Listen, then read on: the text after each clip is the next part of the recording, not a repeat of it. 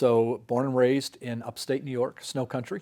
Joined the Air Force when I was 22, went to school, earned a commission. Spent about 11 years traveling around the country as what was called a space operator at that time. And then there was time for a switch. It's kind of a recurring theme, and I realized as I thought through this, I like local. And I reached a point in my Air Force career where it was time to go work at a headquarters. And what that meant was I was not touching equipment, not touching people, touching paper. That didn't appeal to me. And so the way to not do that was to go back to school. In this case, got my doctorate with the intention of teaching at the Air Force Institute of Technology and become a faculty member. That looked like that was going to be my career. I'm going to be an instructor, be the faculty member, and when I was ready to retire from the Air Force, then I'd trade my uniform for the tweed jacket with the patches on the elbows. And then, as it often happens, you get that phone call. He said, "Have you ever heard of the Community College of the Air Force?" And I said, "Yes." "Well, we think you should interview for vice president." A few months later, there I was, now vice president of, by FTE, the world's largest community college, and just brought into another world. And when you attend your first graduation at any community college, but in this case, CCIF, and you see people looking at you as they're crossing the stage, and you can see in their eyes, I was never a college graduate. I was never capable of going to college. I enlisted in the military so I wouldn't have to do that. Now here I am on the stage. And it sparked something in me, and I thought, this is really, really special. Took a sabbatical, worked for the Army a little while, and got a call. "Have you ever heard of Craven Community College?" My answer was no, never heard of it. "We think you should apply for a job there." And then over a period of months, you go through that process, and suddenly I'm the last man standing again, and I get that phone call that says, "Tag, you're it." And I remember coming to the interview, and you're driving on 70 from Kinston to here, and there's nothing. And you're going, I know there's a town here somewhere. And then all of a sudden, downtown comes on the horizon.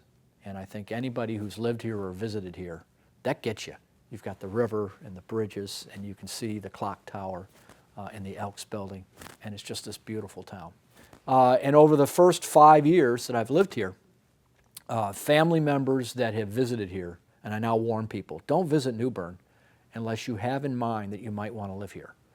Because each one of those family members visited here, met the people here, saw the environment here, the culture, the quality of life, and they're here. And so now there's 4 generations of my family here, including 2 grandchildren that are native New Bernians. I think we're staying. But that's how I got here. I think our leadership team has focused on, and what I saw already developing as the college matures, is that we are a community convener. We are an institution where when the community, particularly in economic development, says we have this big intractable issue and we're not quite sure how to solve, the college is in a position to say, well, how about you come to our place and we'll bring all the right parties together and we'll figure it out and we'll find a win-win solution. And so things like the Volt Center were born from that. The Public Safety Training Center was born of that. Our partnership with NC State, which actually precedes my time, was born with that concept, with disparate constituencies coming together and saying, we don't know who to talk to that can bring all of us together. That's us. We do that with our students too. If you are an individual resident here in Craven County and you want to go do something more than you thought maybe was possible, but you have no idea what, the breadth and depth of what we offer allows them to go, you know what, I'll go ask the college. And we often refer to ourselves as the college. We are the only higher education institution in Craven County, but it's more than that. It's that place where you go when you want to get answers. I don't know what I want to do with my career, but I know if I go over to the college, they'll help me. We'll figure that out. And so that's our role, is that we're a place to go, we're a resource to solve problems and create opportunities. And I think that's real important. When you're in an institution, particularly one our size, you can get into that bureaucratic mindset and just say no because you know there are hurdles. But when you flip that over and say, well, I don't know, but let's find a way, that changes. And partnerships is how you find your way to get yes. For a community college, capital funding to build buildings is a tough one. That's real tough for us.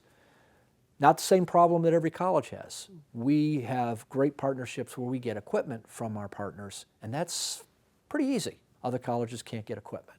But capital funding is tough for us. So you take, for example, the Volt Center. The city has a dilapidated former electrical generation plant. Looks awful. Trash everywhere. Buildings are in disrepair. Parking lots are crumbling. And is one of the gateways into the city. They can't give it away or let somebody else purchase it because of environmental considerations. So there it sits. They need a tenant that doesn't need to buy it. You have an economically distressed neighborhood right there, hungry for jobs, but no transportation to go to school because we're across the highway from the school. If they could have an educational opportunity that was near their neighborhood, that would be great, but there isn't one. Then you had the college. Lots of programs that I could run, but I have nowhere to put them. You get all those parties around the table together, and you can see the win, win, win, win. Go to the county commissioners and say, well, we'd love to help, but we only have just so much money. Because we're going to take over this dilapidated building, it's going to be way cheaper to renovate it than it would be to build new. Oh, well, we can help with that. We can't afford capital funding, but we can do the operations and maintenance indefinitely. And you start to build these wins, and as the partners come together, more and more join. So we get those 3 or 4 partnerships together, and the federal government says, well, we kind of like what you've got. So the Economic Development Authority says, well, we'll put a piece into that. And they give $1.3 million. And then at the state level, Golden Leaf says, well, if you've got $1.3 million to work with, well, that's a good match. We'll add another $500,000 to that. And that begins to build. And each step along the way, we're saying, well, what do you need from this deal to make it a win for you? And then you go get it. Now we have wins and wins and wins. And then now comes the nonprofit community, Craven Community College Foundation, the Craven 100, the Bait Foundation, and the list begins to build, each one of them bringing a piece.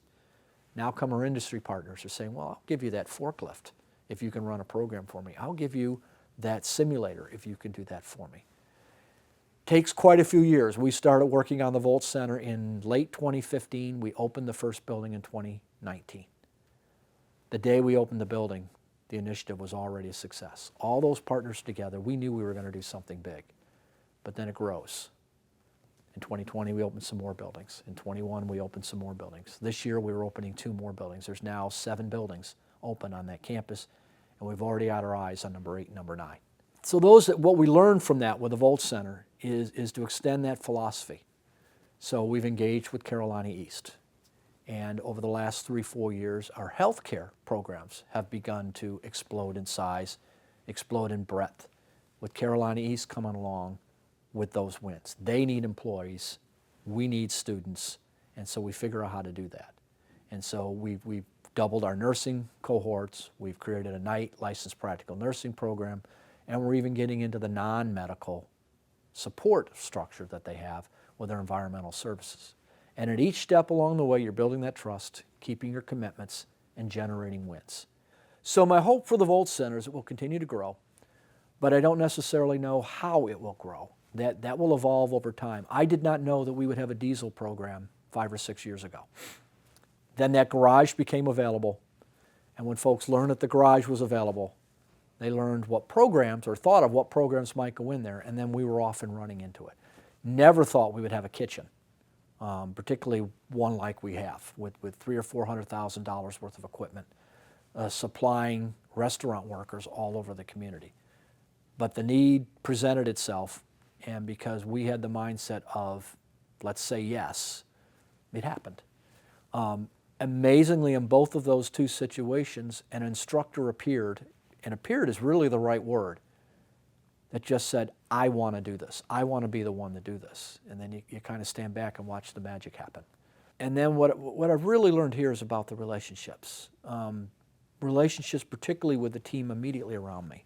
What I call the executive leadership team, and that's the 3 vice presidents, Kathleen, Gary, and Jim, and Amber, who keeps us all in line as my executive assistant, is the relationships we've built with each other, the trust that we've learned to have in each other, and then each of one of them have replicated that at their level.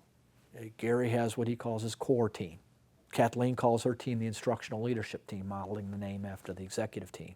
Jim calls it the administrative services unit team. But they're all essentially the same thing. They're a small team that work on a very collaborative basis. And so each one of those teams have these relationships. I've built relationships personally, both inside and outside the college. Outside, with the various mayors, with the county commission and the county manager, with the business leaders, with the nonprofit community, which that informal group is kind of the heart and soul, that social movement team, what I call the same 20 people, or STPs, from my military time. It's that group of folks that move from place to place, that if anything big is happening in the community, that group always seems to be somewhere involved, either on the fringes or maybe at the heart of it. It's interesting because I was raised in a working class family, on the clock. So you checked in at 8 in the morning or whatever your start was, and you worked continuously. And then at 5 o'clock you left and you forgot about work until 8 o'clock the next morning. That is absolutely not what I do in this job. For one, it's 24/7, but it's not 24/7 on the clock. I could have a day clear on my calendar where I get nothing done because there was nothing but one crisis after the other, or one important event after another. And then I could have another day that had events lined up that was really an uneventful day. I just went places and did things, and it was just an interesting day. Very different from, I'm going to go on the clock, I'm going to do these tasks repetitively for 8 or 9 hours, I'm going to go home and forget about work. You never forget about working at a community college at the level, any of the executive levels. But I never know what the day is going to bring. I never know whether I'm going to meet a student that's had their whole life changed. I never know whether a community member is going to come in with this amazing opportunity or project that the college can get involved in. Never know when I'm going to get to do an orientation for a new employee and learn that I tramped some of the same ground with them 30 years ago and never knew it. There are always those moments that are different. That makes the job special. The other thing about a community college or any institution of higher education is the sheer intellectual diversity that we have. I can walk around this campus, and I do. I love to walk around the campus, and I can gain a different perspective from all corners of the earth. A Ukrainian student, someone that grew up in poverty in Alabama, someone that was born to a real estate baron, someone who used to be our student and is about to become a vice president. There are stories. I can find all of that in this one little place. So the conversations that you're able to have here and the things you're able to learn from other folks, because it's all here, that's neat. And I've learned to enjoy that too. I was fortunate enough, I mentioned Community College of the Air Force, to have had the privilege of leading a community college before I came here. One of the first things I did at both institutions was to dig into the history books. In my first year, I read every one of the board meeting minutes going back to 1968. And the reason was I wanted to be able to speak well to the history of the institution. But I also wanted to know the different leadership challenges and initiatives that had taken place, because what I learned was the first thing I recognized when I came to the college is that I need to stand on the shoulders of my predecessors. If I push those predecessors aside, I start at a much, much lower level. For the institution's well-being, you want to build, you don't want to tear down.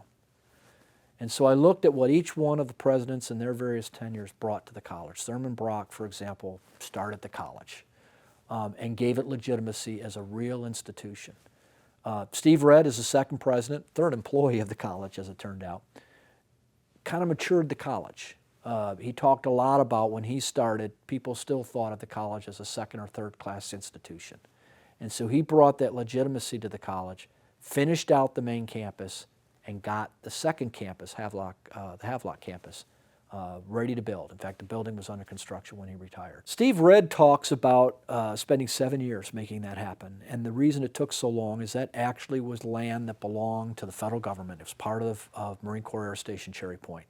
It's not an easy task to get the federal government to give land to a local entity, much less a community college. So the Moorhead City and New Bern were about equidistant from the base. So there was some confusion as to who's supposed to help the base out. Thurman Brock had kind of the obvious answer, is if we build a campus outside the gate, there'll be no doubt. He reached that conclusion, I think, sometime in the late 70s, early 80s, and it was another dozen years before that campus came to be. So that's one of those great cases where you had three presidents over a long span, where one set a vision, One got it rolling and another wrapped it up. And related to that campus is our partnership with NC State. Scott Rawls, 2 presidents ago, conceived of that program, made the commitments on behalf of the college. That's vision, because they knew even at that moment it would be almost 10 years before there was any fruit, before that first graduate would appear and go to work for FRC East. And so Scott never saw it. It happened under Dr. Chu's tenure, and at 3-4 years into that. So she had to take that vision that he started and continue to nurture it. When she left, it was producing graduates, but only a small trickle because it was a nascent program. So I had a choice to make. Do I embrace what 2 predecessors have done, or do I move somewhere else? Well, you know the answer to that because I'm an engineer by trade, so you know I latched right onto that. And the program now is graduating 20 to 40 students every year. The 3rd president came in, brought a broad economic perspective, got a couple buildings built, finished the Havelock campus, so now we have 2 complete campuses, and took it next up to the next step in its community relations. Dr. Chu came and kind of finished things out. The campus at that time had what we colloquially called learning cottages.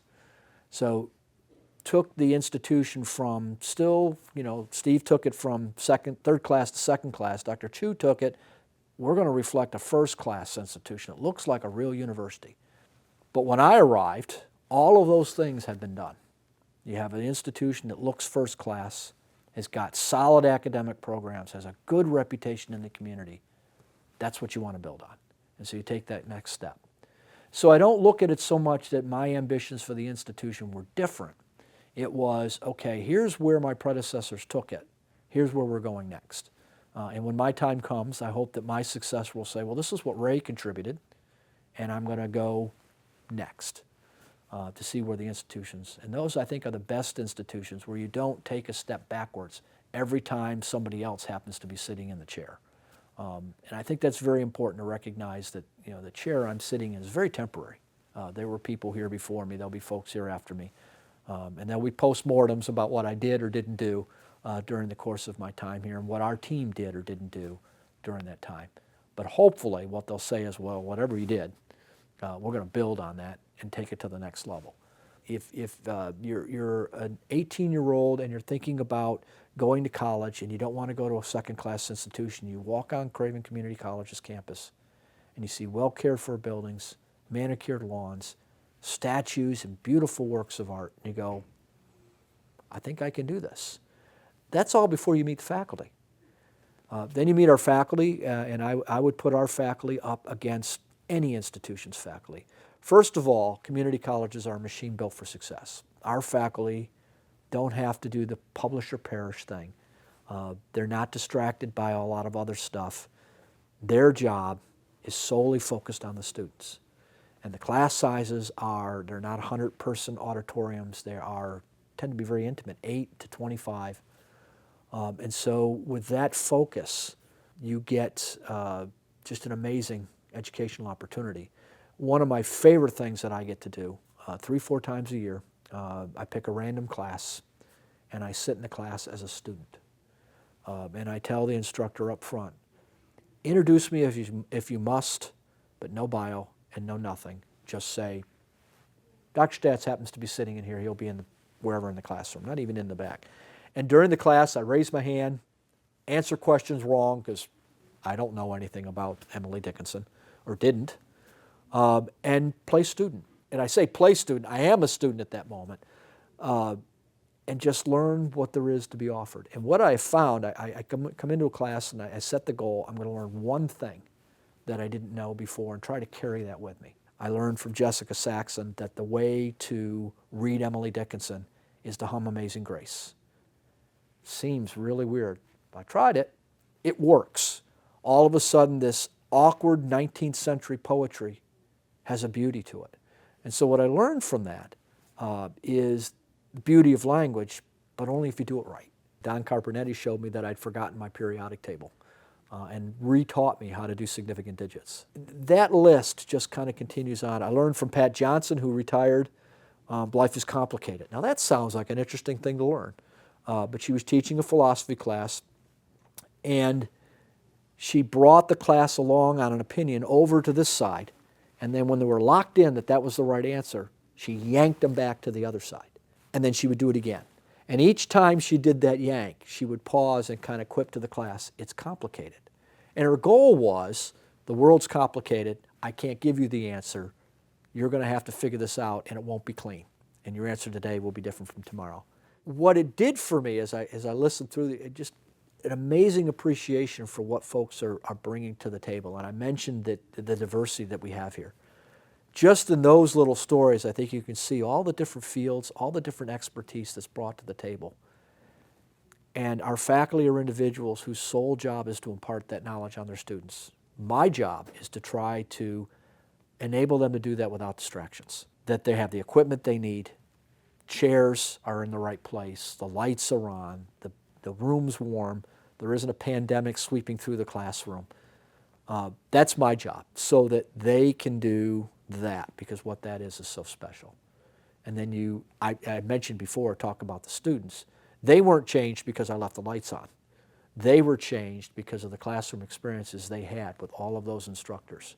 I remember another young man named William. He was the Phi Theta Kappa president, first one that, at my first induction. 16-year-old kid at the early college. Could not get him to look you in the eye. He was just too shy.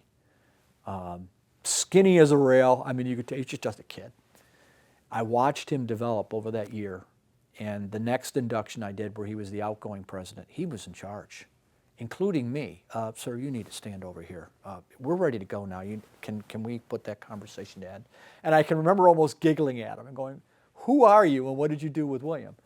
Well, William ended up graduating from here and going to my alma mater, Virginia Tech, becoming an engineer. And the next thing you know, I'm getting a note from him saying, hey, can I get a letter of recommendation? I'm going to do an internship with the Department of Defense. And he did, and then he graduated, and the next thing I know, he's got a civil service job somewhere in the DOD. All that from this 16-year-old kid that his mother was helping him move from place to place because he lacked that confidence. That was that change. Gary Boucher, he's our vice president for development. I love one of the sayings he taught me, which was, find a way to say yes. One of the stories I want to tell is about the team I've had the pleasure to work with. It is, you cannot overstate the depth and breadth that the college has. Part of that is having that opportunity to go out in the community and have somebody say, this was great, and recognize that somebody did that. And I was thinking about, I'll start with the three vice presidents. We as a team probably have more tenure together as a foursome than almost all of the 58. Kathleen's been in her current role, Kathleen Gallman, for over 8 years. She's been at the college over 20.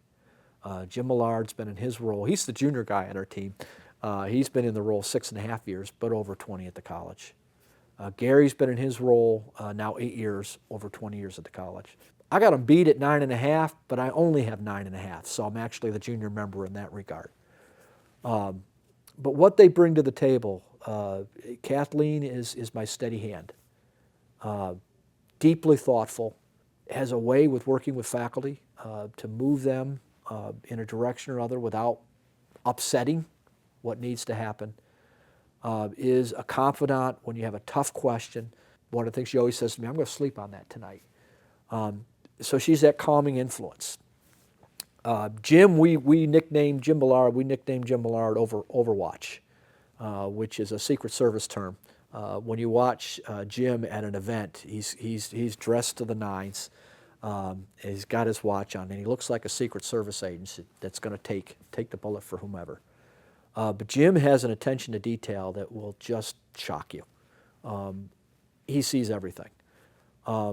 But Jim has taken the administrative services team that he calls them from a bureaucratic organization full of rules that says this is how you do a travel voucher, this is the human resources policy, and has flipped that script. And it is, okay, we might have some rules here that we have to follow, but we're going to get to yes, whatever it is you need. And turned what could be a very, and I've seen many institutions where human resources, business offices can be looked at as oppressive, and turn them into service units. that have wonderful relationships. And I told Jim today, I said, that's an amazing piece of leadership that you can do that. And then the whole security thing. Security is complicated in today's world. And Jim is usually a step ahead of that. Gary, we use an emergenetics approach that color codes personality types. Gary's my yellow, which refers to visionary. The running joke I have with Gary's administrative assistant is I need to tie a bell around his neck so I can hear him come and go, because I will watch him come in his office and he's maybe 20 feet away. I'll set something on my desk and go out to say something to him. He's gone. And the entrepreneurial spirit that he has is he's everywhere doing everything, always thinking about what the institution's going to look like 5 years from now. And so when you combine all those people, you have the counter to Gary's entrepreneurism with Kathleen's I want to sleep on this overnight, and Jim's attention to detail, and say, well, this is how we're going to get from A to B. And you put all those together, you get a team that is extraordinary. I'm very much glad that I was able to learn as I went along. And it's still just as special to me today to stand on the stage here instead of Montgomery and watch someone come across the stage and then whisper to me, I never thought I'd get here. It just wasn't possible.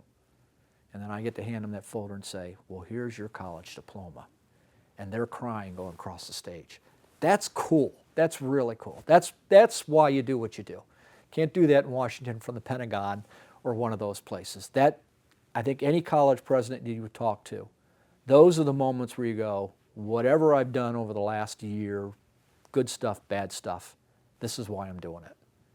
And those numbers start to add up. There are hundreds and hundreds of lives that have changed because of what the team here is doing. What a great place to work.